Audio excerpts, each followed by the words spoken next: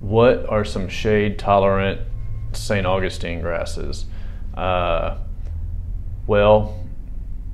the ones that we carry Raleigh St. Augustine and Palmetto St. Augustine.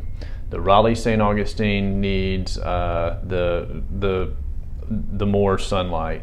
It needs 6 or 7 hours of direct sunlight per day, whereas the Palmetto St. Augustine, that looks similar, and if you lay them side by side, you can hardly tell the difference, other than the Palmetto St. Augustine has a little bit finer blade, and it's a little bit denser as far as amount of vegetation per square inch and whatnot.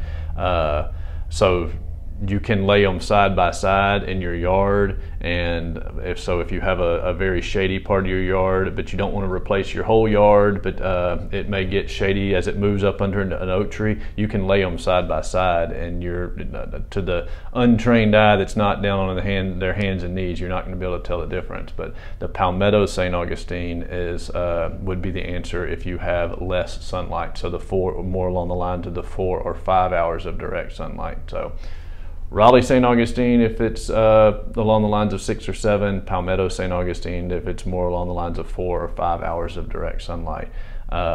There may be others out there that I'm unaware of, but as far as the grasses we carry, those are the the sunlight requirements. And we tell people, if you do not get that amount of sunlight, the 4 hours is an absolute minimum. If you don't get that, the grass will not thrive, and it will probably not only not thrive, it will disappear over time is what happens. You absolutely have to get that, whether it's through raising the tree or raising and thinning or getting rid of trees. You've got to get that amount of sunlight if you want to be able to grow grass in your yard in this part of the world.